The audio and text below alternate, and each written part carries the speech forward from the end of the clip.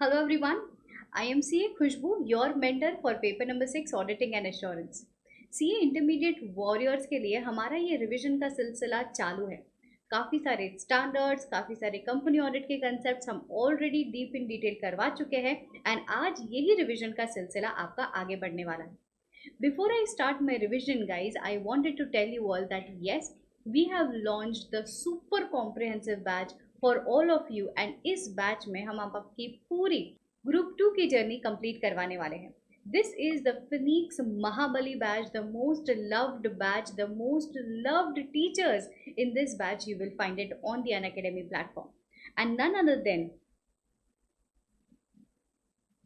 Batra sir, Rahul Malkan sir, Sunil Keshwani sir are going to take EISSM, Advanced Accountings, FM and ECO.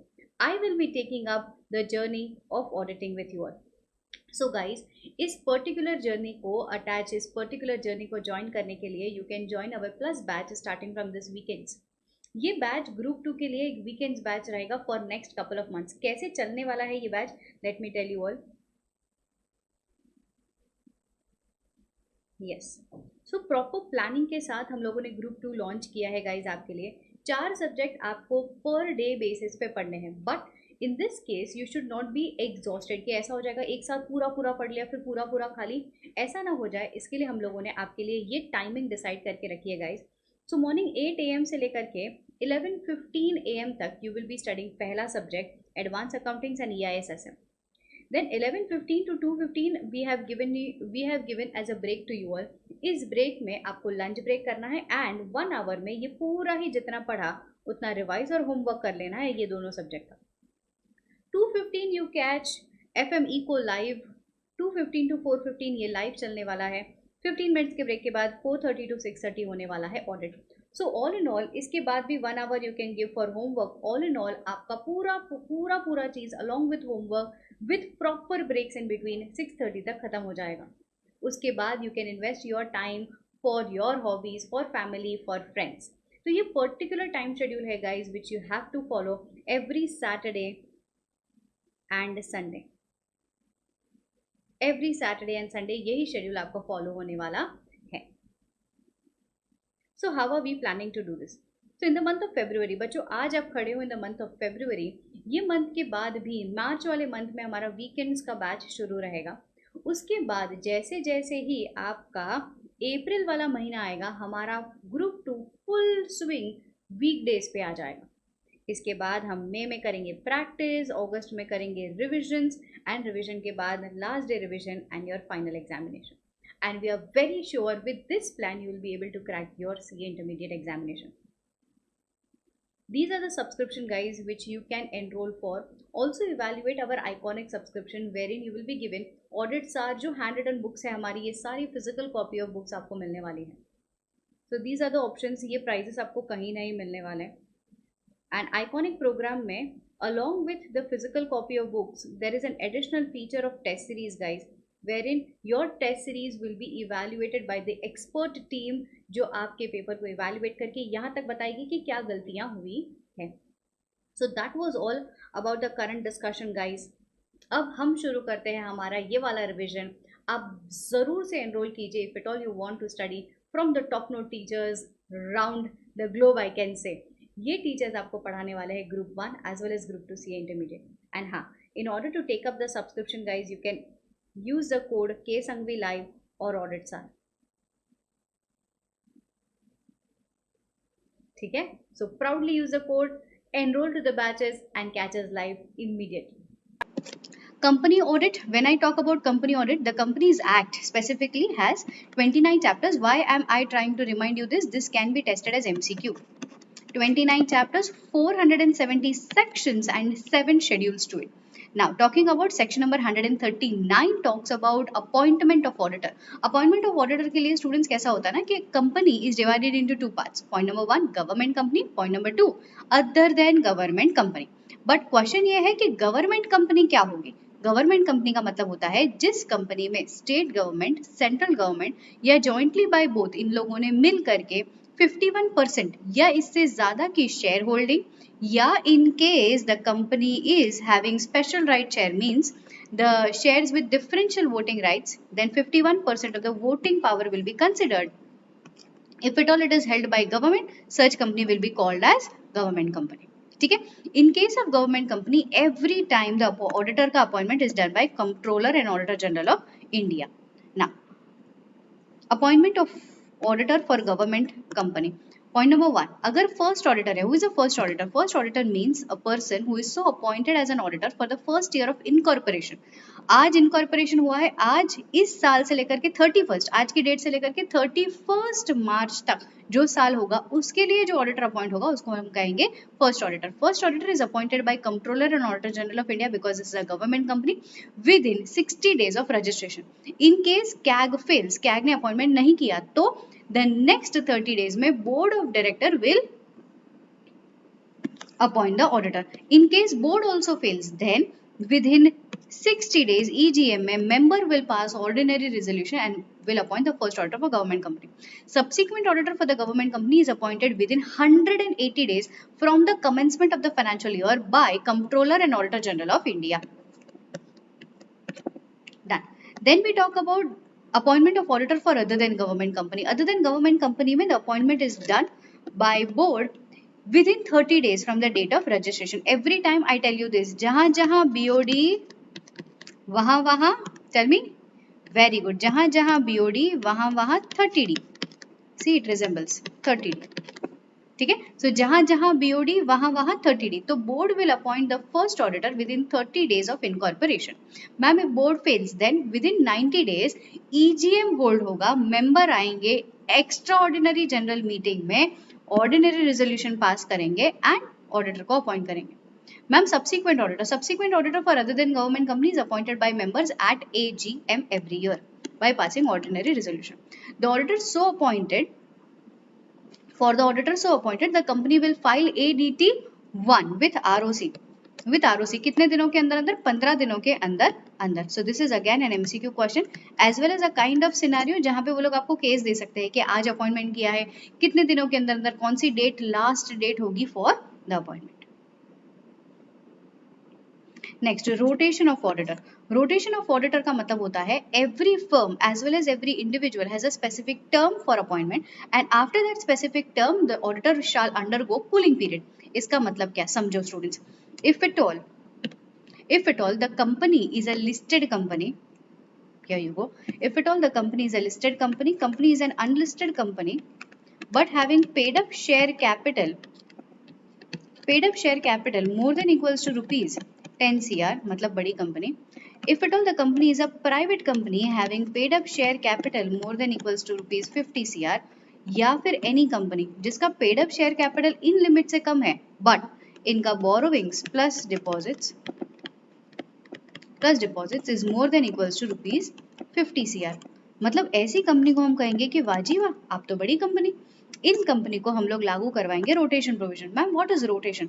Rotation का मतलब होता है इन companies में अगर कोई इंडिविजुअल चार्टर्ड अकाउंटेंट हायर हो रहा है तो he will be reappointed for a maximum period of 5 years. अगर कोई फर्म अपॉइंट हो रहा है तो फर्म के केस में the maximum term will be 2 terms of 5 years, that is 10 years. Ma'am after this ठंडा ले, that is cooling period. Cooling period of 5 years each, इनमें भी और इनमें भी 5 years कूलिंग पीरियड. ठीक है मैम. ड्यूरिंग कूलिंग पीरियड कोई firm of common partners can be appointed for the same company? No. During cooling period any firm have within the same network can be appointed as a auditor of the same company? No. So all these provisions are there for rotation of auditors. So let us go into the books again. Yeah. So this is a provision, applicability, tenure 5, 10, 5 years cooling. And हाँ guys, internally समझिए, internally अगर members चाहे तो internal rotation भी करवा सकता है. What is internal rotation? If at all we have a firm of 5 partners, अगर ये पांचों पार्टनर्स में से मेंबर ये रिजॉल्व करे कि आप पहले साल आना, फिर आप दूसरे साल आना, आप तीसरे साल आना, फोर्थ, फिफ्थ, ऐसा अगर मेंबर चाहे तो इंटरनल रोटेशन के लिए भी रेजोल्यूशन पास करवा सकता है. यहाँ पे एक very important point to be noted guys, जहाँ पे बात आती है SQC की. SQC, when we talk about our own standard SQC as per para number 27 states that at least once in 7 years At least once in 7 years, the member themselves should have internal rotation within the firm. ठीक है, so this is for our own code of procedures. इतना ध्यान रखिएगा. यहाँ पे उन लोगों ने कंपनीज एक्ट में बोला है कि मे, कि अगर मेंबर्स चाहे तो they may resolve for internal rotation. हाँ, इतना ध्यान रहे. When the first auditor is required to be reappointed, तो उनका रीअपॉइंटमेंट कितने साल के लिए होगा? A fresh term of 5 years. The firm with the same trade name, brand name, common partners will not be appointed during the cooling period. Ma'am ये same trade name, brand name, common partners कब देखा जाएगा? As on the date of appointment. And ध्यान रहे, cooling period का मतलब क्या होता है? Cooling period का मतलब होता है wherein there is a break of 5 years continuously, उसी को हम लोग cooling period मानेंगे. So in case अगर आपने पहला साल टर्म ऑडिट किया, दूसरा साल ऑडिट किया, तीसरा साल ऑडिट किया, फिर आपने ब्रेक ले लिया, कहा कि मैम मैं तो यूके जा रहा हूँ घूमने के लिए, 4th year and 5th year you are not conducting audit. Question ये उठता है, how many years more can you conduct audit for completing one term, only remaining terms of 2 years. क्योंकि ऑलरेडी 3 साल आपका हो चुका है, यहाँ पे आपको 2 साल और ऑडिट करने दिया जाएगा, मतलब यहाँ पे 6th year and 7th year और ऑडिट करने दिया जाएगा. मैम तो ये कूलिंग पीरियड नहीं है? नहीं. ठीक है, so whenever there is a gap of continuous period of 5 years, उसी को कूलिंग पीरियड बोलेंगे. नेक्स्ट टर्म फ्रेश 5 years मिलेगा. Coming back, so that was consecutive terms of 5 years. Manner of appointment, how the auditor is appointed, wherein the company has the audit committee constituted. अगर audit committee constituted है तो audit committee constituted है तो audit committee recommend करेगा board को, board of directors आगे pass on करेगा to shareholders. But ma'am, if at all board disagrees to the recommendation given by audit committee, they will record the reasons in writing. audit committee को कहा जाएगा कि sir आप फिर से recommend कीजिए, and then ये नई वाली recommendation shareholders को pass on की जाएगी. Point number 3, अगर नई वाली रिकमेंडेशन भी बोर्ड ऑफ डायरेक्टर्स को सही ना लगे तो ऑडिट कमेटी को कह दिया जाएगा बस करो भैया, तुमसे ना हो पाएगा. Board of directors they themselves will pass on this recommendation to share holders. Ma'am wherein audit committee does not exist, then we don't have any other option. Board of directors will share their own nominations to shareholders. Shareholders will pass ordinary resolution for the appointment of auditors. As per section 177, which companies are required to constitute audit committee? The listed company and the unlisted company wherein the paid up share capital is more than equals to 10 crore, or the borrowings is more than 50 crore, or the turnover is more than equals to 100 crore. Next, the retiring auditor shall not be reappointed in the following 3 cases: wherein he is disqualified or he has given the notice in writing his unwillingness to be reappointed. And the last point, shareholders has passed special resolution appointing any other person other than retiring auditor, or they have passed a special resolution for removal of the retiring auditor. Casual vacancy. What is the meaning of the word casual vacancy? Casual vacancy means the vacation of office before the expiry of the term. Means आप ये AGM में appoint हुए हो, आपका term रहता है दूसरे AGM तक, बट अगर इस बीच में दरमियान यहाँ पे आपने इस जगह पे जगह खाली कर दी के कहा सर जयराम जी की मैं तो जा रहा हूँ 4 धाम की यात्रा करने, अगर आपने यहाँ पे कैजुअल वैकेंसी ले ली, मतलब आप यहाँ पे हमें छोड़ करके चले गए, this vacancy will be termed as casual vacancy. इतना याद रहे स्टूडेंट्स. नॉन अपॉइंटमेंट से फॉर एग्जाम्पल आपने यहाँ पे हम लोगों ने आपको अपॉइंटमेंट लेटर दिया और आपने कहा नहीं नहीं ma'am I am extremely sorry मैं अपॉइंटमेंट एक्सेप्ट नहीं कर पाऊंगा. Non acceptance is known as casual vacancy? No, non acceptance का मतलब होता है आप अपॉइंट ही नहीं हुए, ये इसके पहले की बात है. इसके लिए non acceptance of engagement will not be amounted to casual vacancy. The reasons for casual vacancy, why it can happen because of RDD, resignation, death and disqualification. Who can fill the casual vacancy? In case of government company, the casual vacancy will be filled by CAG within 30 days of such casual vacancy. In case Comptroller and Auditor General of India fails, then board will fill this casual vacancy within next 30 days. In case of other than government company, BOD will fill within 30 days. हाँ, इतना ध्यान रहे, this is the most important point. Say for example guys, in case of resignation, the shareholders, the auditor has resigned from the organization. In this case, BOD will appoint the auditor within 30 days and the members shall approve such appointment within next 3 months. within next 3 months. And इतना ध्यान रहे, आगे भी मैं पढ़ाऊंगी removal के case में, resignation के केस में. रेजिग्नेशन के केस में the auditor has the extra responsibility to file form ADT3 file करना है ऑडिटर. ठीक है, दिस वाज 139. आगे बढ़ते हैं with removal of auditor. Section number 140 talks about removal of auditor. Removal of auditor 2 case में डायरेक्टली किया जा सकता है. Initiated by board. If at all the board is initiating the removal, the board will pass the board resolution. The board will pass a board resolution and ये special resolution जो board ने pass किया है that will be intimated to central government within 30 days. With in 30 days in form ADT2। जैसे ही 30 days में ADT2 file किया है central government को, सेंट्रल गवर्नमेंट का रिप्लाई आएगा। सेंट्रल गवर्नमेंट ने कहा हाँ, जो ऑडिटर को आपने अपॉइंट किया था उसको रिमूव कर दिया जाए। अगर ऑडिटर को रिमूव करने का ऑर्डर पास कर दिया है, सेंट्रल गवर्नमेंट ने हामी भर दिया है, जिस दिन पे सेंट्रल गवर्नमेंट ने हमको कहा कि हाँ रिमूव कर दीजिए, उस दिन से 60 दिन के अंदर अंदर EGM होल्ड कर लेनी चाहिए, मतलब जनरल मीटिंग होल्ड कर लेनी चाहिए। जनरल मीटिंग पे मेंबर्स आएंगे, ऑडिटर को भी दिया जाएगा opportunity of being heard, special resolution पास किया जाएगा एंड ऑडिटर को रिमूव कर दिया जाएगा। OOBH का मतलब होता है अपॉर्चुनिटी ऑफ बीइंग हर्ड। आप बोलिए, हम सुन रहे हैं, ये ऐसी अपॉर्चुनिटी दी जाएगी। इसके बाद आता है the removal which is initiated by members. If at all the members are initiating the removal under section 115 special notice is required to be given by members to board. जैसे ये स्पेशल नोटिस मिल जाता है board के पास कि oh my god members को, share holder को remove करना है, ये नोटिस मिलने के बाद कंपनी इंटीमेट करेगा ऑडिटर को as well as other members को। ऑडिटर को अधिकार दिया जाएगा कि you give your return representation of reasonable length within the reasonable period of time. Reasonable length का रिप्रेजेंटेशन आने के बाद कंपनी की जिम्मेदारी है to circulate this return representation to all the members of the company. अगर company को ये टाइमली बेसिस पे नहीं मिला तो कंपनी इसको सर्कुलेट नहीं कर पाएगी, चलेगा। बट हाँ, दूसरी पॉइंट, अगर रिटर्न रिप्रेजेंटेशन में कुछ भी अनाप शनाप लिखा है, बोले तो अगर आपने कुछ भी अनसब्सटैंशिएटेड या डेरोगेटरी रिमार्क्स लिखे हैं, तो यहाँ पे हम कहेंगे कि sir I am so sorry, आपने अनसब्सटैंशिएटेड डेरोगेटरी रिमार्क्स लिखा है, आपने कुछ ऐसा लिखा है which is gaining the public, solicitation कर रहे हैं, पब्लिक अटेंशन सीख करने के लिए आपने ये सारी चीज लिखी है। You will file this, you will talk to NCLT and you will file this with ROC। आपको ये सर्कुलेट करने की जरूरत नहीं है, बट हाँ oral opportunity of being heard दिया जाएगा ऑडिटर को। जो रिटर्न रिप्रेजेंटेशन है ना सर्कुलेट किया जाएगा ना रीड आउट किया जाएगा at general meeting. Once all this things are done, members की मीटिंग में मेंबर्स स्पेशल रेजोल्यूशन पास करेंगे और ऑडिटर को रिमूव कर देंगे। नेक्स्ट, रिमूवल का last point, say for example the removal is called by central government और NCLT। Frankly speaking होता क्या है, if at all the application is filed by any member और central government with NCLT will look into the matter. National company कहाँ गया, NCLT tribunal, यहाँ पे national company law tribunal, हम लोग कहते हैं NCLT will look into the matter and if NCLT is satisfied that yes the auditor of the company has abated or colluded in fraud, ये बंदा मिला जुला है, मिली भगत कर रहा है या खुद अकेले में फ्रॉड कर रहा है, then NCLT will pass order for removal of such auditor.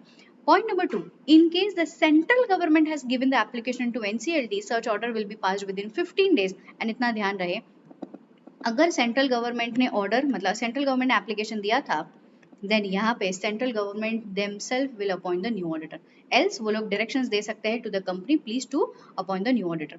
जो ऑडिटर को फ्रॉड की बुनियाद पे रिमूव किया जा रहा है, such auditor will not be reappointed for the remaining period of next 5 years as an auditor in any company. कोई भी ऑडिटर को कोई भी कंपनी में 5 साल के लिए हम लोग रिअपॉइंट नहीं करेंगे, as well as section number 447 के तहत पेनल्टी लगेगी।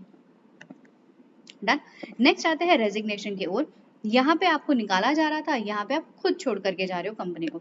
इन case of resignation with in 30 days ADT3 file कर सकते हैं। अगर कंपनी नॉन गवर्नमेंट कंपनी है तो रेजिग्नेशन का जो ADT3 है is required to be filed with ROC and company, and अगर गवर्नमेंट है तो ROC कंपनी एंड कैट। In case of failure ADT3 आपने टाइमली बेसिस पे फाइल नहीं किया तो पेनल्टी कितनी लगनी है, ₹50,000 और audit fees which ever is less plus ₹500 per day which can go up to maximum ₹2 lakhs। पहले ये 5 लाख हुआ करता था, अमेंडमेंट आ चुका है which is going up to ₹2 lakhs। Next, section number 141. 141 talks about eligibility, qualification and disqualifications of auditor. Eligibility qualifications में सबसे पहली बात आती है individual practicing chartered accountant and firm including LLP whose maximum partners are practicing in India. Disqualification section number 141(3). Disqualification number 1 A stands for any body corporate, कि कोई भी body corporate के नाम पे आप कंपनी के नाम पे ऑडिट नहीं कर सकते।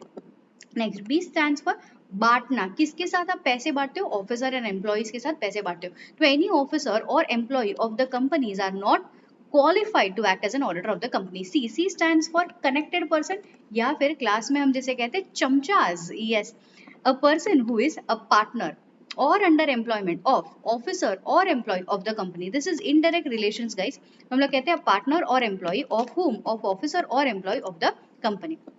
D से आपको याद रखना है D for debt, D for debt, हम लोग कहते हैं अ पर्सन, पार्टनर और relative, PPR, person, partner, relative, person, partner, relative.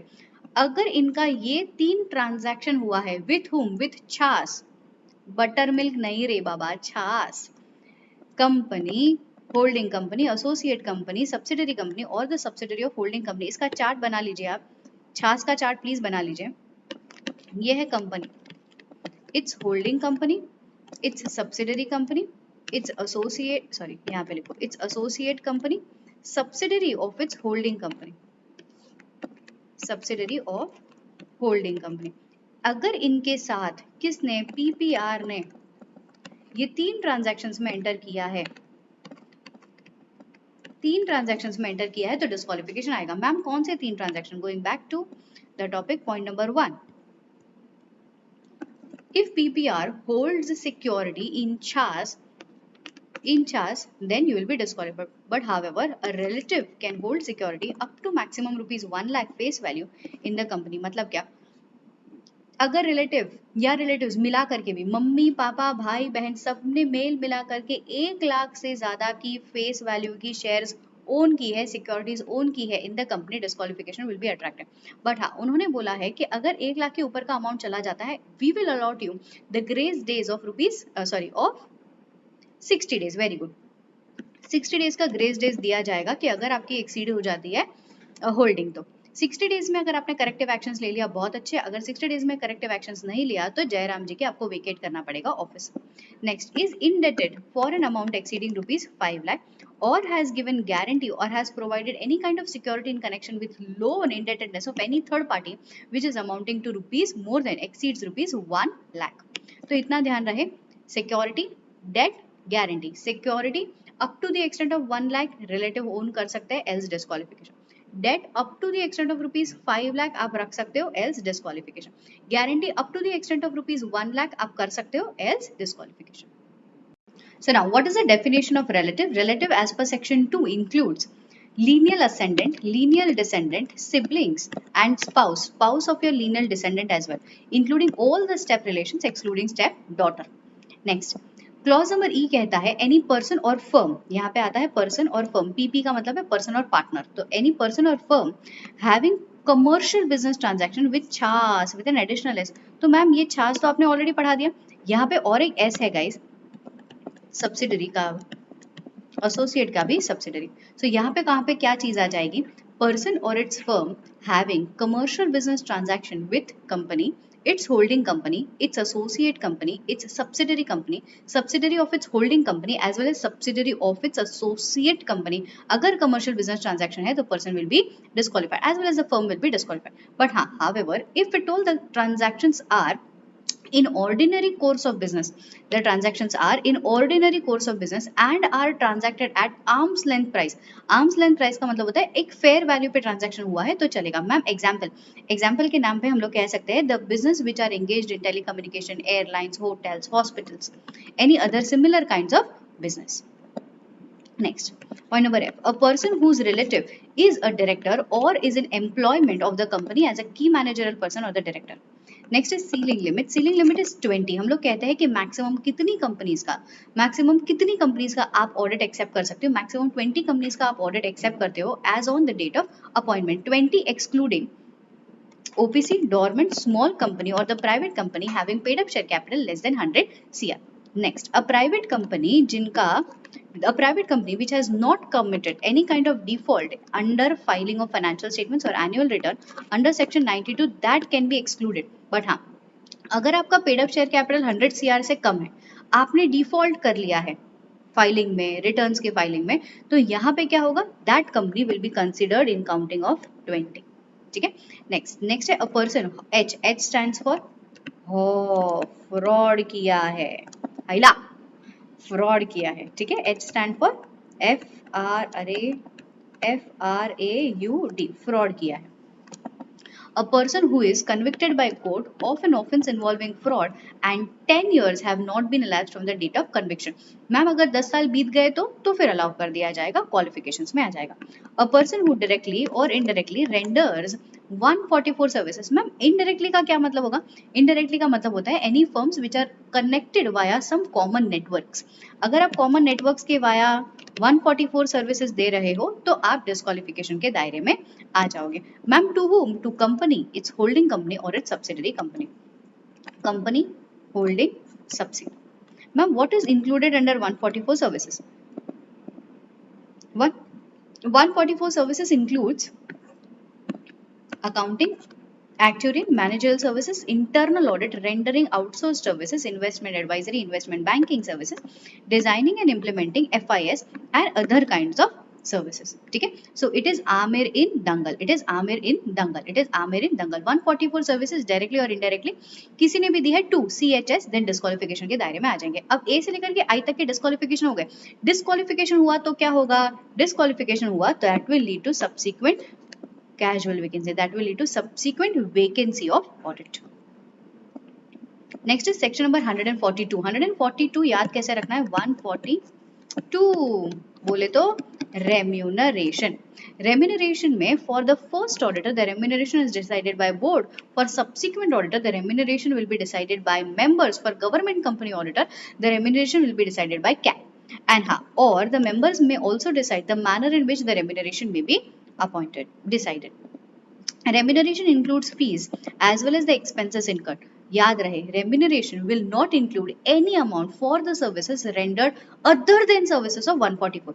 जैसे कि मैंने आमिर एंड दंगल वाली सर्विसेज नहीं दी, मैंने कोई मैनेजमेंट कंसल्टेंसी सर्विसेज दे दी, तो क्या उसका फीस एंड ऑडिट फीस एक माना जाएगा? नहीं, audit fees, management consultancy fees दोनों अलग अलग माना जाएगा।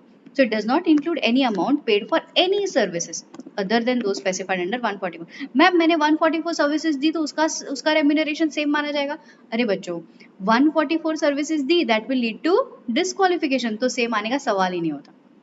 नेक्स्ट आता है सेक्शन 143। क्लास में कैसे याद किया था? प्यार किया तो जिम्मेदारी आएगी। 143 is I love you all, तो प्यार किया जिम्मेदारी आएगी। जिम्मेदारी का क्या मतलब है? Duties of auditor. So point number 1, पहले राइट्स पढ़ते फिर ड्यूटीज पढ़ेंगे। So right to access books of accounts all the time, right to obtain information and explanation, right to exercise lien over books of accounts, but याद रहे exercising lien is not practically possible। Why? Because of two reasons। Because of section number 128 which states that the books of accounts are required to be kept at registered office, so legally lien करना possible नहीं होगा। and दूसरा, in the opinion of council it attracts disrepute as per clause 2 part 4 of the first schedule। next right आता है right to read out qualifications at general meeting। next is right to receive the notice and to attend any general meeting। अब ये general meeting क्या है? any general meeting, it can be a meeting wherein the financial statements are not discussed। तो क्या ma'am इसका भी आपको न्योता मिलना चाहिए? yes, you have the right to receive the notice to attend any general meeting either in person or through a representative। ma'am who that representative can be? that representative can be any person who is eligible to act as an auditor। Next duties, सबसे पहला point आता है duties में duty to inquire. Inquire का मतलब होता है आपको इंक्वायरी होल्ड करनी है। कौन से एरियाज में इंक्वायरी होल्ड करनी है? इन ABCDEF 6 एरियाज में। पहला, in the case of advances wherein the terms and conditions should not be prejudicial to the interest of the company. Book entries should not be prejudicial to the interest of the company wherein the company not being the investment company has sold security for an amount less than the cost price, that is at loss। तो अगर non investment company में, जैसे कि other than company, other than NBFC, mutual funds, bank, insurance, इनके अलावा जो भी company ने अपनी investments less than amount, less than cost बेच दी है, लॉस किया है, तो यहाँ पे इंक्वायरी होल्ड करो। If at all the loans and advances are shown as deposits, तो उसको शो करो, shown as deposits। इसके बाद personal expenses should not be charged to revenue, इसकी इंक्वायरी होल्ड करो। And wherein any shares have been allotted for cash, तो आपको ये चीज वेरीफाई करनी है कि if at all the shares are allotted for cash, तो whether the amount equivalent amount is received, entries are passed, इसकी इंक्वायरी आप करिए accounted for है कि नहीं। Point number 1 very important in this, say for example this is a company K Limited ने loan लिया है from NBFC। Ma'am, loan is worth how many? Loan is worth 50 lakhs. After taking this 50 lakhs, pandemic वाली situation आ गई and K Limited was not able to repay this amount back। तो K Limited ने क्या किया? K Limited issued shares against this debt. अब question ये होता है, ये जो शेयर्स अलॉट किए हैं कंपनी ने, क्या इसकी इंक्वायरी करेंगे अंडर हम लोग F143(1)(f), क्या इसकी इंक्वायरी होगी?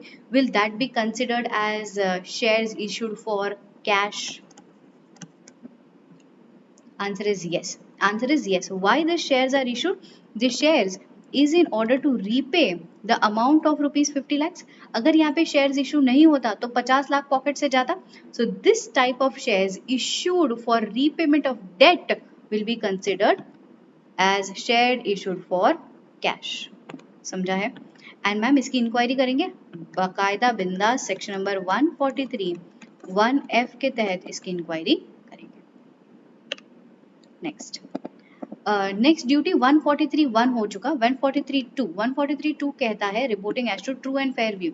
सो you need to consider the true and fair view of the affairs of the business, के whether the financial statements are free from fraud और एरर.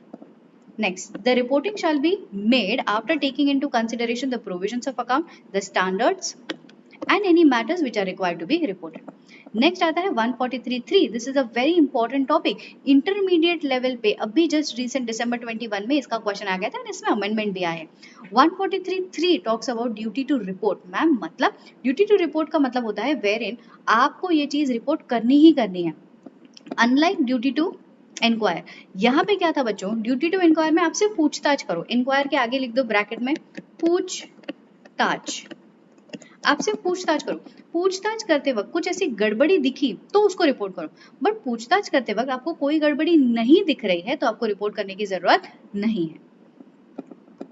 बट यहाँ पे ड्यूटी टू रिपोर्ट, अरे भाई ये तो जबरदस्ती में पॉजिटिव मिले या नेगेटिव मिले आउटकम्स, आपको रिपोर्ट करना ही करना होगा. सो whether the examinations of the transactions gives positive or negative outcomes, in both the circumstances auditor needs to report. Ma'am क्या क्या चीजों पे रिपोर्ट करना है? Point number 1, that you have obtained all the information explanation, proper books of accounts are maintained, branch office के जो reports है वो आपको मिले हैं, financial statements are in agreement with books of accounts, no directors are disqualified, कोई directors का कोई डिस्क्वालिफिकेशन नहीं है, अकाउंटिंग स्टैंडर्ड के हिसाब से फाइनेंशियल स्टेटमेंट्स बने हैं, कोई ऑब्जर्वेशंस या कमेंट कुछ एक्स्ट्रा नहीं है, modifications and maintenance of books of accounts, internal financial control with respect to financial statements. But अब यहाँ पे जैसे मुझे ICAI ने कहा और ये कंपनीज एक्ट 143(3) के तहत मुझे आकर के कहता है मैम, मैंने कहा हाँ जी, कहता है कि आप IFC ओवर FR पे रिपोर्टिंग कीजिए. मैं तो भड़क गई, मैंने कहा इतना सा रेम्यूनरेशन और इतना ज्यादा रिपोर्टिंग नहीं चलेगा, नहीं चलेगा.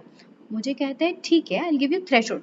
छोटी छोटी कंपनीज के लिए IFC FR का रिपोर्टिंग करने की जरूरत नहीं है, बट बड़ी बड़ी कंपनीज के लिए IFC ओवर FR का रिपोर्टिंग अंडर सेक्शन 143(3)(I) हमको करना पड़ेगा.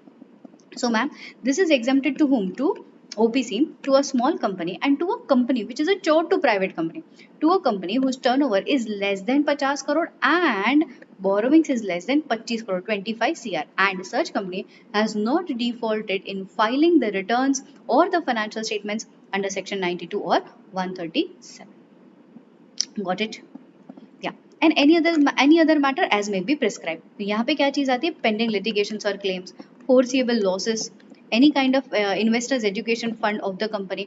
इसके बाद यहाँ पे आपको याद है वो एक गाना आता है, दिल ना लिया दिल ना दिया, ऐसा क्रिश मूवी का गाना है. इन द सिमिलर मैनर यहाँ पे भी आपको ऐसे ही यही चीजों पे रिपोर्टिंग करना है. पैसा ना लिया, ना एडवांस किया है, नो फंड्स, पैसा ना दिया हैज बीन एडवांस, मतलब ना मैंने पैसा लिया है ना मैंने किसी को पैसा दिया है, other than the advances which are already shown in the financial statement. आपको मैनेजमेंट से ये रिटर्न मैनेजमेंट रिप्रेजेंटेशन लेकर के रखना है, रिटर्न रिप्रेजेंटेशन लेकर के रखना है, उसका रिपोर्टिंग करना है कि हमको मैनेजमेंट ने लिखित में दिया है, ना उन्होंने कोई पैसा लिया है ना उन्होंने कोई पैसा दिया है, अदर देन द एडवांसेस और the loans as stated in the balance sheet. Man to whom? To a kind of companies which are connected companies, intermediaries को पैसा नहीं दिया है, ठीक है, on behalf of company. Next हम लोग फिर ये तीसरी बात और बताएंगे कि ऑडिटर को ये जो भी रिटर्न रिप्रेजेंटेशन मिला है ना, हमको ये रीजनेबल लग रहा है, हमको कोई ऐसी दिक्कत दुविधाएं नहीं मिली है जिसकी वजह से हमको ये लगे कि यार 1 और 2 में मैनेजमेंट ने जो रिटर्न रिप्रेजेंटेशन दिया ना ये गलत है. हमको ऐसा कुछ भी नहीं मिला है, ये सारा चीज हमको बताना है. नेक्स्ट हम लोग ये भी बताएंगे the dividend declared by the company is in compliances with 1, 2, 3. And हाँ, ये सारी चीजें स्टार्ट होगी विद रिस्पेक्ट टू, ये अमेंडमेंट के नाम पे थोड़ा सा पढ़ लीजिएगा। Where the company respect to the financial year commencing on और after 1st April 2022 has issued accounting software, has used accounting software for the maintenance, has a feature of recording audit trail facilities. तो ये सारा चीजों पे reporting करना है कि audit trail में कोई टेम्परिंग नहीं मिला है, किसी ने छेड़खानी नहीं की थी इस रिकॉर्ड में, जैसा था वो सही तरीके से मिला है। Audit trail has not been tampered, tampered का मतलब है किसी ने भी कुछ गड़बड़ी नहीं की है, तो उस पर रिपोर्टिंग करना। ये अमेंडमेंट के नाम पे बॉस। नेक्स्ट, इतना ध्यान रहे, one more thing which is required to be reported for all the public company, what you need to report is section number 197 के तहत मैनेजरियल रेम्यूनरेशन जो पे किया है वो up to the mark in compliances with laws है। So only for public company, the auditor should make a statement under section 143(3) whether the remuneration paid by the company to the managers are in accordance with section number 197. Next is reasons for negative qualifications. So in case the auditor is keeping negative modified opinion दे रहा है तो उसका reasons हमको लिखना पड़ेगा। Next is the duties with regards to government company. In case of government company सबसे पहला चीज आता है, देखो भाई कैग हमारे करता धरता है, तो कैग जो भी डायरेक्शंस एक्शंस इंपैक्ट लेने बोले वो हमको फॉलो करना होता है। Duty to follow directions of CAG. अगर कैग चाहे तो सप्लीमेंट्री ऑडिट भी करवा सकता है with in 60 days from the receipt of the audit report from the government company auditor. अगर सप्लीमेंट्री ऑडिट हमसे करवाया जा रहा है तो उसका रिपोर्ट भी हम लोग अटैच करेंगे। कमेंट्स ऑफ कैग, कैग की ये फ्रैंकली स्पीकिंग ये पीएसयू में भी आएगा। कैग की ये जिम्मेदारी है कि जो भी चीजें आपने कंसीडर की, कंसीडर नहीं की, उसके ऊपर कमेंट करें and the financial statement shall be kept open for inspection as per the provision of section 136(1). Next is compliances with accounting standard की ड्यूटी है, सॉरी ऑडिटिंग स्टैंडर्ड्स की ड्यूटी है। हम लोग कहेंगे सेक्शन नंबर 143 9 एंड 10 सेज के जो भी ऑडिटिंग स्टैंडर्ड्स लागू है वो एक ऑडिटर को फॉलो करने ही होंगे। Next, additional matters required to be reported. Additional matters जो है वो सेंट्रल गवर्नमेंट को रिपोर्ट कर, सेंट्रल गवर्नमेंट ने एक ऑर्डर पास किया है जो ऑडिटर को रिपोर्ट करने होंगे। मैम ये एडिशनल मैटर्स कौन से है? ये वही है जो कारो 2020 में दिए है। मैम कितने क्लॉजेस है? यहाँ पे कुल मिलाकर के 21 क्लॉजेस है। 21 एडिशनल स्पेसिफाइड मैटर्स है जो सीजी ने अपने ऑर्डर के तहत एक ऑडिटर को कहा है कि सर इस पे एडिशनल रिपोर्टिंग कर दीजिएगा। So that is the report on the additional matters which is given by CG. So the CG may order for the inclusion of the statements on the specified matter in the auditor's report for the specified class of the company. So ma'am कारो में क्या क्या चीजें आएगी बच्चों, वो next revision में हम लोग कंसिडर करेंगे। नेक्स्ट, रिपोर्टिंग ऑफ फ्रॉड, ये इंपॉर्टेंट पॉइंट है। रिपोर्टिंग ऑफ फ्रॉड हम लोग क्या कहते हैं कि देखो कंपनीज एक्ट किसके लिए बना? कंपनीज के लिए बना। तो अगर कंपनी बेचारी है, मतलब if at all the fraud is committed against the company by officer और employ of the company, against the company मतलब बेचारी कौन? कंपनी, बाय ऑफिसर और employ of the company, then the auditor must report this to central government if the amount of fraud is more than equals to ₹1 crore। छोटे मोटे fraud के लिए central government को हैरान मत करो, ठीक है। So the fraud amount is less than 1 crore, more than equals to 1 crore। अगर the fraud amount is less than 1 crore, then the report within 2 days shall be made to audit committee और board. क्या report करेंगे? Nap. अरे जागते रहो, क्या report करेंगे? Nature, amount and party. Nature, amount and parties to be reported. Company अपने board report में रिप्लाई, मतलब कंपनी अपने बोर्ड रिपोर्ट में डिस्क्लोज करेगा NAPR, nature, amount, parties involve, if remedial actions not taken, या फिर आप दे सकते हो रेमेडियल एक्शंस। यहाँ पे बात खत्म हो जाएगी। If the amount of fraud is less than 1 crore, if the amount of fraud is more than equals to 1 crore, 2 दिन के अंदर अंदर ऑडिट कमेटी बोर्ड को बताया जाएगा। 45 डेज के अंदर अंदर हम आपका रिप्लाई लेंगे। अगर रिप्लाई 45 डेज के अंदर आ गया, जिस दिन पे रिप्लाई आया है उस दिन के 15 दिन के अंदर अंदर सेंट्रल गवर्नमेंट को बता देंगे। बट मैम 45 डेज बीत गए, रिप्लाई अभी तक नहीं आया, तो 15 दिन will start from the 45th day जहां से आपने रिपोर्टिंग किया था। मैम सेंट्रल गवर्नमेंट को रिपोर्टिंग कौन से फॉर्म के तहत करेंगे? F for fraud, F for 4, ADT 4 में हम लोग फ्रॉड का रिपोर्टिंग करेंगे to central government. Next, ma'am अगर नहीं किया, अगर ऑडिटर ने सेंट्रल गवर्नमेंट को फ्रॉड की भनक तक नहीं लगने दी तो पेनल्टी लगेगी। Depending upon the company which you are auditing. If at all you are auditing a listed company, the penalty will be 5 lakhs.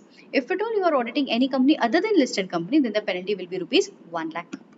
Next also remember कि फ्रॉड का रिपोर्टिंग आपको कारो क्लॉज नंबर 11 में भी करना है, कारो 2020 स्पेसिफिकली क्लॉज नंबर 11 में भी करना है।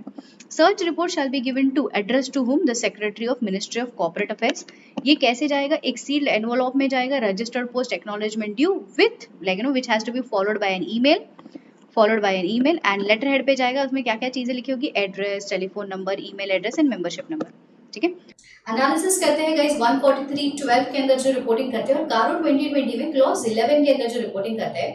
कारो 2020 में all frauds which are committed by the company against the committee are required to be reported by an auditor. यहाँ पे हम लोग कोई अमाउंट की लिमिटेशंस नहीं रखते हैं, यहाँ पे रिपोर्टिंग किया जाता है टू द मेंबर्स। यहाँ पे on the grounds of whether the fraud is being noticed और रिपोर्टेड हम लोग कारो के अंदर रिपोर्टिंग करते हैं। But on the other hand 143.12 में हम लोग रिपोर्टिंग करते हैं only of the frauds which are committed by the officer और employ against the company and the amount of the fraud is more than equals to 1 CR। Central government को reporting करना होता है only on the grounds where you have reasons to believe that the fraud has been committed. ये सारी responsibility किसको होती है, जब भी सेंट्रल गवर्नमेंट के बारे में बात करें, reporting fraud responsibility is given to statutory auditor, branch auditor, compliance auditor, cost auditor. Now when it comes to Caro reporting, only and only statutory auditor is required to report. Additional reporting, this is an additional point guys, this is amendment. Caro 2020 में ये एक additional चीज उन्होंने add करके रखी है कि जो भी विसिल ब्लोअर के लिए विसिल ब्लोअर मैकेनिज्म के तहत जो भी कंप्लेंट्स मिली हुई है स्टैट्यूटरी ऑडिटर को, ये उनको 143.12 में एज वेल एज Caro 10 में रिपोर्ट करनी, Caro 11 में रिपोर्ट करनी होगी। Everyone, so statutory auditor is required to report over the whistleblower complaints and about the forms filled under 143.12. Very important point, please mark it. चल, अब आगे बढ़ते हैं। Talking about the auditor branches, now we need to check the branch is a desi branch or videsi branch. If the branch is a domestic branch, then we say the person so qualified to act as an auditor can audit it. And also, हम लोग कहते हैं the person so appointed under section 139, मतलब जो principal auditor है of the company can audit the branch of the company. If the branch is a desi branch, Indian branch. If the branch is a foreign branch, in that case, we say a person so qualified to act as an auditor as per the law of that country. उस फिरंगी देश के हिसाब से जो भी law कहता है उस एलिजिबल पर्सन को we will make it audit. Next आता है section number 145, signing of an audit report. Who is eligible to sign the audit report? Only the engagement partner can sign the audit report, the person who is a practising chartered accountant on behalf of the firm. Here guys you can also relate the point of UDIN. So whenever the auditor is signing the audit report, giving any assurance report as per the ICAI requirements and the guidelines, he has to generate a specific unique documentary identification number. तो ये sign के साथ UDIN generate करना होगा. This is ICAI requirement. यहाँ पे आता है penalty. Section number 147 talks about penalty. Penalty सब पे लगती है, कंपनी पे भी, ऑफिसर इन डिफॉल्ट पे भी, ऑडिटर पे भी। कंपनी पे पेनल्टी लगती है minimum 25,000 which can go up to maximum 5 lakh rupees. Officer in default पे पेनल्टी लगती है minimum of rupees 10,000 which can go up to maximum rupees 1 lakh. पहले बच्चों यहाँ पे इम्प्रिजनमेंट की रिक्वायरमेंट थी, वो अमेंडमेंट करके निकाल दी गई है। So only fine as a penalty is there for OID। So याद कैसे रखा है गाइस? OID। तो लिमिट्स कैसे याद रखेंगे? विजुअल मेमोरी से 10,000 up to maximum rupees 1 lakh, up to maximum rupees 1 lakh. ठीक है, तो it is 10,000 up to maximum rupees 1 lakh. तो this is OID, officer in default. इसी के अंदर आपकी पेनल्टी आ जाती है। Next, when you talk about auditor, auditor में इंटेंशनली अनइंटेंशनली, अगर ऑडिटर ने इंटेंशनली कुछ गलत काम किया है तो 50,000 which can go up to maximum rupees 25 lakhs और 8 times amount of remuneration whichever is less or 1 year of imprisonment or both. Unintentionally, गलती से मिस्टेक अगर ऐसा हुआ है तो 25,000 which can go up to maximum 5 lakhs और 4 times amount of remuneration whichever is less. Ma'am यहाँ पे imprisonment वाली बात नहीं है, नहीं, गलती से मिस्टेक है ना, तो क्या बच्चे की जान लोगे? तो यहाँ पे imprisonment नहीं आएगा। As well as, guys, in case of fraud is detected, the penalty under section 447 shall also be levied. In case the penalty is civil in nature, तो पूरा firm bear करेगा fine. If the penalty is criminal in nature, तो imprisonment bear करेगा only the person so involve in fraud. अगर यहाँ पे आप हो, ये है मिस्टर ए और ये है मिस्टर बी, मुझे पक्का भरोसा है आप हमारा नाम रोशन जरूर करोगे, न्यूज़पेपर पे नाम छपेंगे कि मोस्ट वांटेड। अगर आपने कोई फ्रॉड किया है तो पार्टनरशिप फर्म में से इन लोगों को पेनल्टी नहीं आएगी, सिर्फ आपको इम्प्रिजनमेंट आएगा। बट मैम फाइन सब मिल करके भरेंगे, ठीक है। तो imprisonment only the one who is so involve in fraud and fine by the firm. सलाखों के पीछे सिर्फ आपको भेजा जाएगा। डन। चलो अब आगे कॉस्ट ऑडिट। कॉस्ट ऑडिट, यहाँ पे दो चीजें समझनी है, maintenance of cost records and audit of such cost records maintain and audit of such cost records maintain. Maintenance of cost records का मतलब क्या है? सेंट्रल गवर्नमेंट ने कुछ कंपनियों को including manufacturing, service rendering company, इन कंपनियों को कह करके रखा है कि you maintain the cost records about the utilization of material, labour and other expenses. Ma'am ये किसको मेंटेन करना है? जो कंपनी 35 करोड़ से ज्यादा इनका टर्नओवर है in the immediately preceding previous year, 35 crore से ज्यादा है, तो बॉस आपको कॉस्ट रिकॉर्ड्स मेंटेन करने होंगे। Ma'am regulated sector, non regulated sector दोनों के लिए लिमिट 35 करोड़ या इससे ज्यादा है? हाँ। रेगुलेटेड सेक्टर में आता है telecom, electricity, petroleum, sugar, drugs, pharmaceutical and fertilisers. Unregulated, non regulated में आता है बाकी सारे। सो आप जो भी कंपनी हो, अगर आपका turnover in the immediately preceding previous year 35 CR या इनसे ज्यादा है, कॉस्ट रिकॉर्ड्स मेंटेन करने के लिए सीजी कह सकता है। अगर आपने कॉस्ट रिकॉर्ड्स मेंटेन कर लिए तो क्या हर कंपनी को ऑडिट भी करवाना है? नहीं। अगेन यहाँ पे थ्रेशोल्ड है, कहता है CG may order to conduct the cost audit of the records so maintain if the overall annual turnover of all the products and the services in the preceding year in case of regulated sector is more than equals to 50 CR, in case of non-regulated sector is more than equals to 35 CR and individual product की जो turnover है वो regulated sector में है 25 CR, non-regulated sector में है 35 CR। मतलब ma'am limits क्या हो गई? लिमिट हो गई है regulated sector के लिए 25 individual, 50 for aggregate, non regulated के लिए 35 for individual, 100 for aggregate.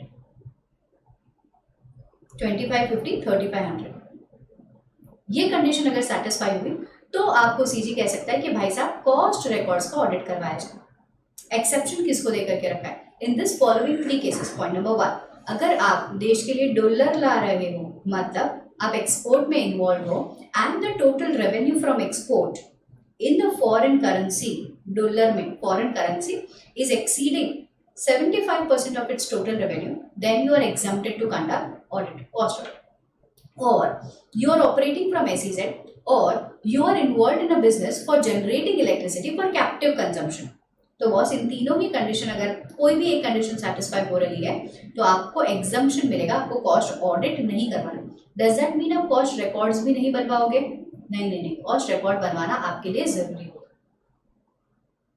Next, what are the rules of the cost auditor? Point number 1, the person so appointed as a statutory auditor can not be appointed as a cost auditor. ये बंदा नहीं बन सकता है cost auditor. जो person एक practicing CM में है can act as a cost auditor. He has to be appointed within 180 days from the commencement of every financial year. We need to obtain the consent from the auditor कि भाई साहब हम आपको cost auditor के नाम पे appoint कर रहे हैं, चलेगा ना? तो रिटर्न कंसेंट लेना। Company to appoint a cost auditor about its appointment, absolutely yes. Company to file a notice with CG in form CRA2 within 30 days of board meeting or 180 days whichever is earlier. Next, cost auditor को 180 days तक रहना है office में।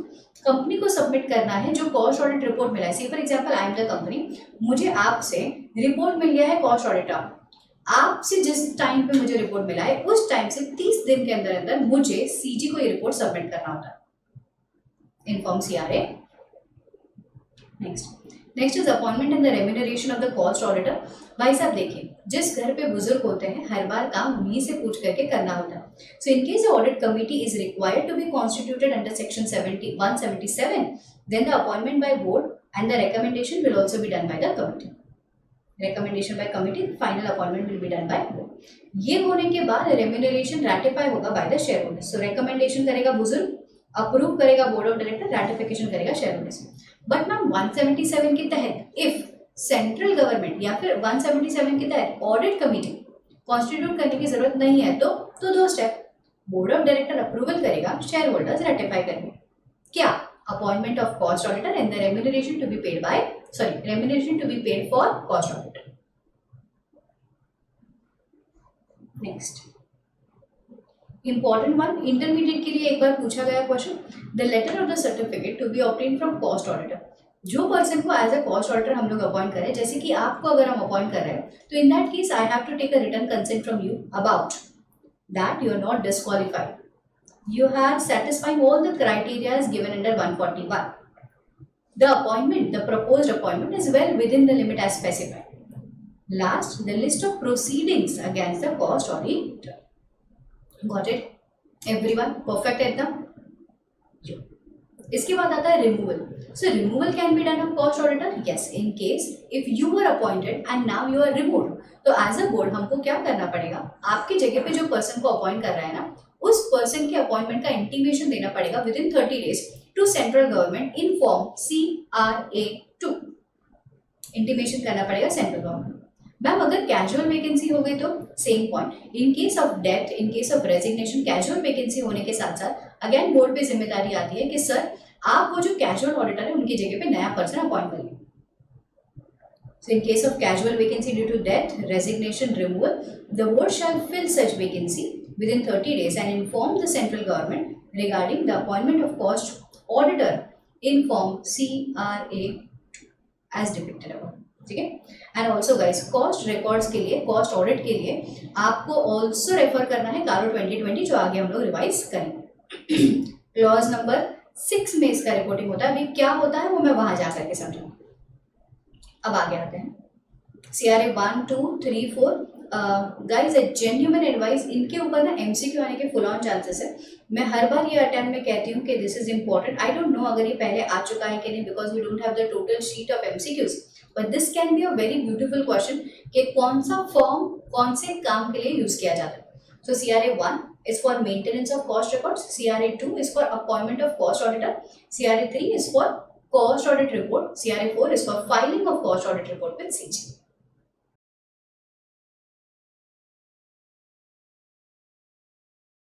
चलो ऐसे 299 talks about joint audit of financial statements. So joint audit of financial statements में what is the objective behind the standard? सबसे पहला, to lay down the principle of the joint auditor for conducting joint audit, to provide a uniform approach in the process of joint audit, to identify the distinct areas of the work and the coverage, to identify individual responsibility and the joint responsibility. तो ये पूरा चीजें हम लोग ऐसे 299 में पढ़ने वाले। सो मैम 299 आने के बाद कुछ जॉइंट ऑडिट का एडवांटेजेस है। Absolutely, pooling of resources, everyone has expertise in different fields, advantages of mutual discussion, better quality of work performed, improvised services rendered to the client. Disadvantages में I can say sharing of fees, दिल पे दुखता है ना, share मतलब fees share हो रही है।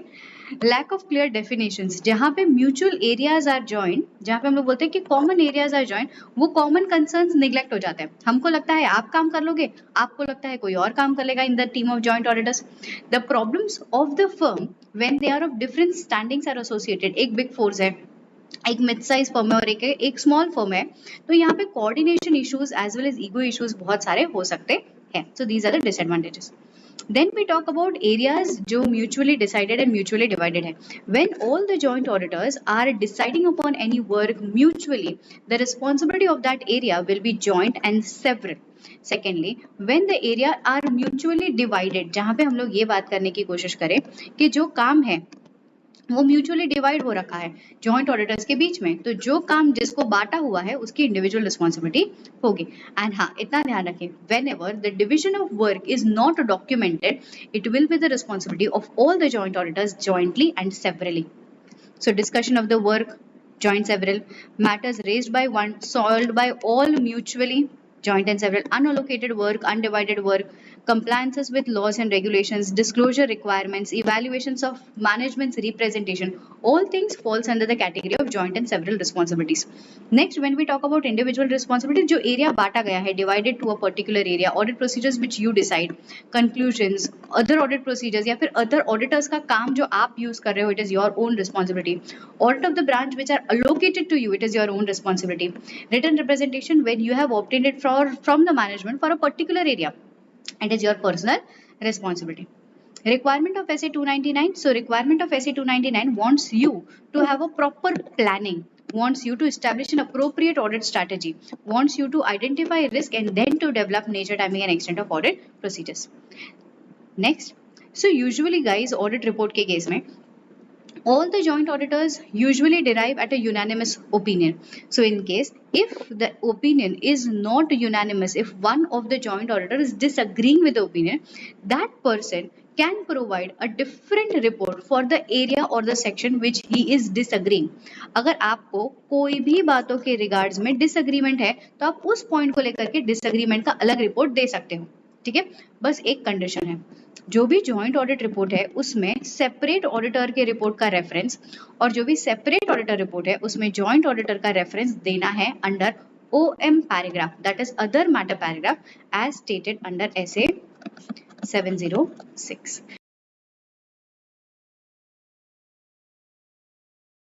So when you are acting as a principal auditor, आप जब भी कोई दूसरे ऑडिटर का काम चेक करना चाहते हैं, पहले तो ये समझाओ what is the meaning of the word another auditor.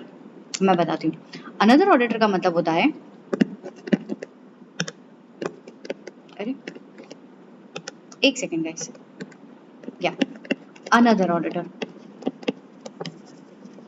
Another auditor का मतलब होता है he is the auditor of components,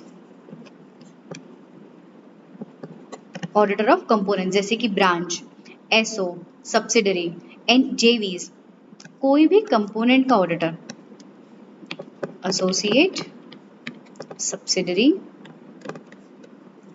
branch company, branch office, any joint venture, इन कंपोनेंट्स के ऑडिटर को हम कहते हैं अनदर ऑडिटर.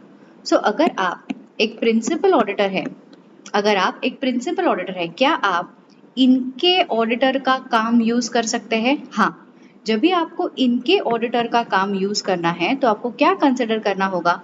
आपको यूज करना है ऐसे 600. And what are the procedures? पढ़ते हैं.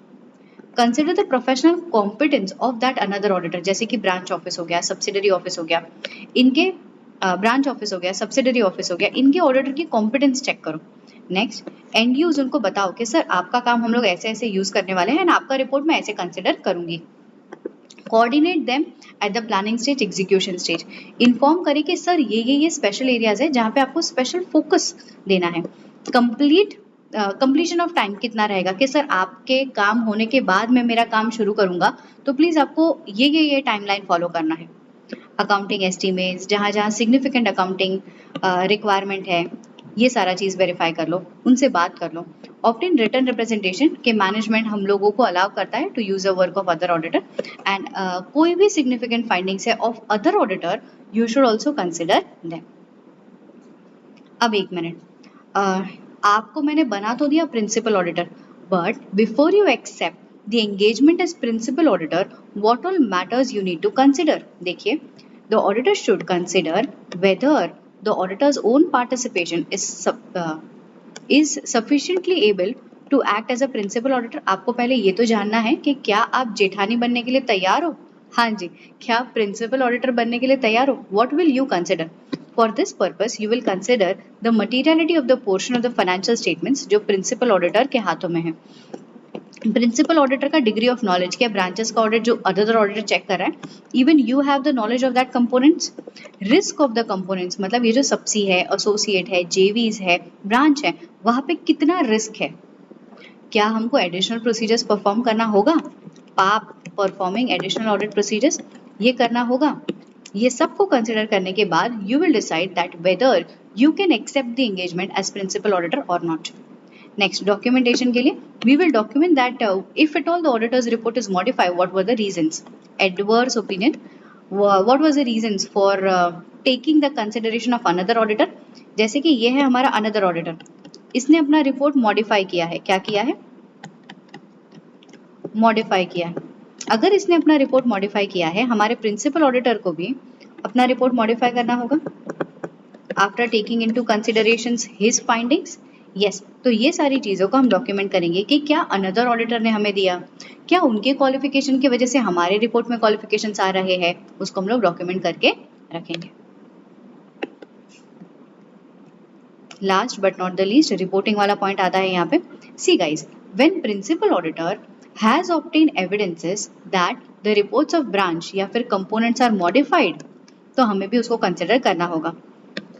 If at all it is material, तो आप भी उसको मॉडिफाई कर लो। अगर वो मटेरियल नहीं है तो आप सबूत इकट्ठा करो and you will not modify your report. मतलब क्या, ये है आपका पूरा फाइनेंशियल स्टेटमेंट्स, उसमें से ये है component A, component B, component C and component D. ठीक है, अब ये सारे कंपोनेंट सही है, ये सही है, ये सही है, ये सही है। कंपोनेंट डी में गलतियां मिल रही हैं। ठीक है, कंपोनेंट डी में कुछ एलिमेंट मिसस्टेटेड है। कंपोनेंट डी का ऑडिटर, ओहो, कंपोनेंट डी का ऑडिटर आपको कहता है कि सर कंपोनेंट डी में तो क्वालिफिकेशंस है। अब क्वेश्चन ये उठता है, बिकॉज ये कंपोनेंट डी में क्वालिफिकेशन है, आप ये पूरा फाइनेंशियल स्टेटमेंट क्वालिफाई करोगे क्या? नहीं गाइज, नहीं। क्यों नहीं? I tell you, because we will take into consideration the materiality of this component, कि पूरे फाइनेंशियल स्टेटमेंट्स के लिए ये कितना मटेरियल है। अगर वो मटेरियल है तो भाई मेन रिपोर्ट को भी मॉडिफाई करना बनता है। अगर ये पूरे फाइनेंशियल स्टेटमेंट की स्केल पे मटेरियल नहीं बैठता है तो आपको मॉडिफिकेशंस करने की जरूरत नहीं है। Got it everyone? पक्का sure? So that was a reporting element with respect to SA 600 when you are a principal auditor and using the work of another auditor. Done? That is the end of SA 600. एक छोटी सी बात सिर्फ additionally आपको बतानी है, students, you don't have any right over the working papers of another auditor. आप mandatorily उनका working papers मंगा नहीं सकते हो। ठीक है, it is their own sole description, अगर वो शेयर करना चाहे तो बात अलग है। You don't have any right for asking for the working papers.